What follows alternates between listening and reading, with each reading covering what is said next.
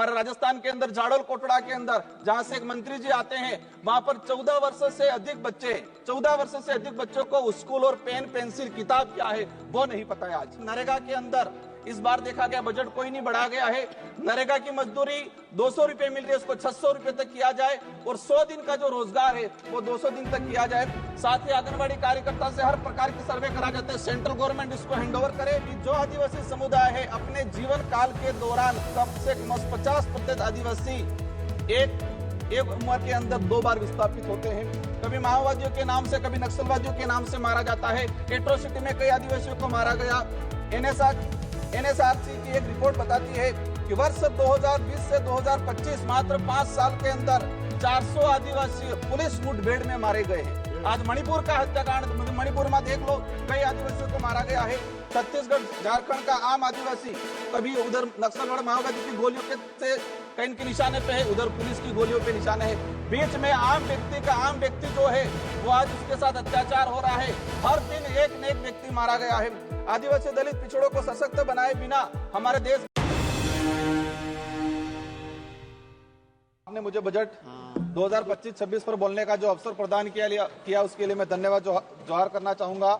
मैं भारत आदिवासी पार्टी की तरफ से देश के आदिवासी, दलित, ओबीसी, मुस्लिम, अल्पसंख्यक, गरीब, मजदूर एवं इस देश में रहने वाला प्रत्येक गरीब वर्ग का व्यक्ति जो मानवता और भारत देश के संविधान में विश्वास करता है उनकी तरफ से बोलने के लिए खड़ा हुआ हूं। आज देश का पढ़ा लिखा, डिग्रीधारी, शिक्षित, बेरोजगार युवा 200-300 रुपए में दिहाड़ी मजदूरी करने के लिए मजबूर हो रहा है और जो दूसरी तरफ जो विदेश में जा रहे हैं, जो रोजगार के लिए वो दोबारा पैरों में, हाथों में बेड़ियां लेकर वापस लौट रहे हैं। ये हमारा देश की स्थिति है, पढ़े लिखे विशेषकर बेरोजगारों की। आदिवासी समुदाय ने जितना प्राकृतिक आपदा का कहर नहीं झेला है, उससे ज्यादा हजारों सालों से शोषण, अत्याचार, विस्थापन जैसे मानव निर्मित आपदाओं के कहर से जूझा है। और उसका अगर उस आदिवासी समुदाय को आधुनिकता की लाइन में लाके खड़ा करना है तो विशेषकर एक आर्थिक पैकेज देने की आवश्यकता है। और साथ ही संविधान के अंदर जो प्रावधान है 5वीं अनुसूची और 6ठी अनुसूची का, और विशेषकर पैसा एक्ट को उसको धरातल पे लागू करने की सख्त जरूरत है। सभापति महोदय, देश के अंदर देखा गया है विस्थापन की जो समस्या, भारत देश में विकास के नाम से सबसे ज्यादा अगर कोई विस्थापित हुआ है तो आदिवासी समुदाय विस्थापित हुआ है। एक survey report Indian social institute की एक रिपोर्ट के अनुसार बताया गया है कि वर्ष 2010 से 2025 तक 15 सालों में 15 लाख आदिवासियों को विकास के नाम से विस्थापित किया गया है।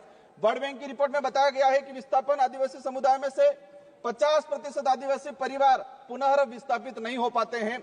साथ ही भारत देश में एक सर्वे रिपोर्ट में आया है कि जो आदिवासी समुदाय है अपने जीवन काल के दौरान कम से कम 50% आदिवासी एक उम्र के अंदर 2 बार विस्थापित होते हैं।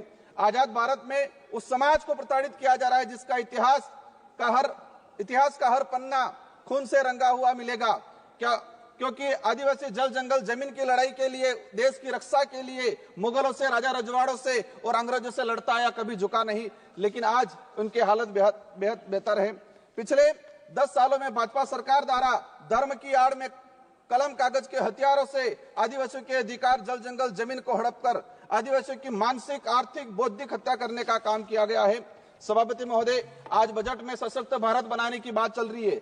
बनना चाहिए, हम भी चाहते हैं, हमारा देश मजबूत बनना चाहिए, विश्व शक्ति बनना चाहिए। लेकिन स्थिति क्या है? हमारे देश का जो भविष्य कुपोषण की बेड़ियों में जकड़ा हुआ है।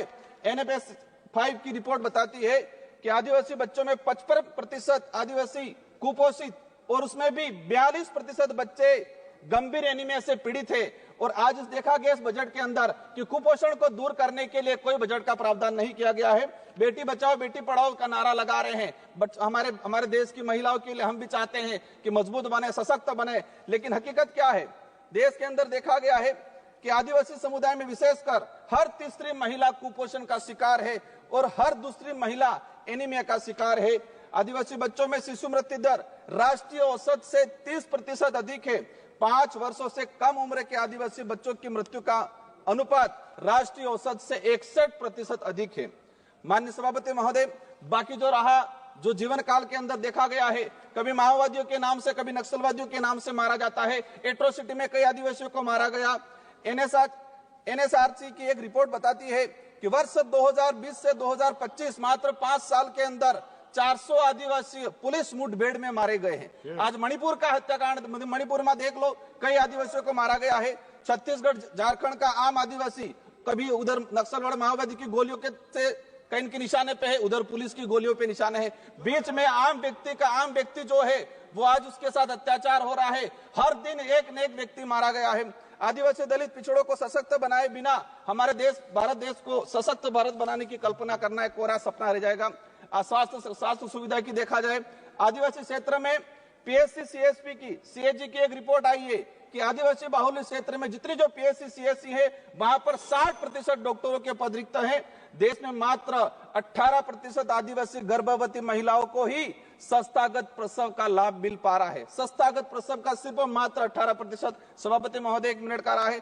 शिक्षा की बात करें, हमारे राजस्थान के अंदर जाडोल कोटड़ा के अंदर जहां से एक मंत्री जी आते हैं, वहां पर 14 वर्ष से अधिक बच्चों को स्कूल और पेन पेंसिल किताब क्या है वो नहीं पता है।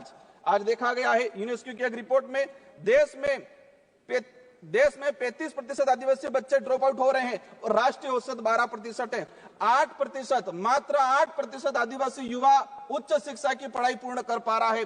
देश के अंदर देखा गया है वर्तमान में कि 85% आदिवासी परिवार की पहली पीढ़ी पढ़ रही है और 20% आदिवासी ऐसा है जिनकी पहली पीढ़ी भी आज पढ़ाई नहीं कर पा रही है। बकाया छात्रवृत्ति 2 साल से छात्रवृत्ति नहीं आ रही। हमारे राजस्थान के अंदर केंद्र से बजट रिलीज नहीं हुआ है।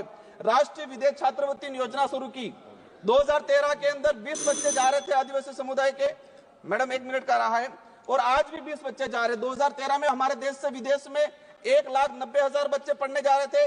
आज 2024 के अंदर 13 लाख जा रहे हैं, लेकिन आदिवासियों के लिए वो 20 सीटें हैं, वही 20 सीटें आज तक वो बढ़ाई नहीं गई है। लास्ट में अंतिम में कहना चाहूंगा, नरेगा के अंदर इस बार देखा गया बजट कोई नहीं बढ़ा गया है।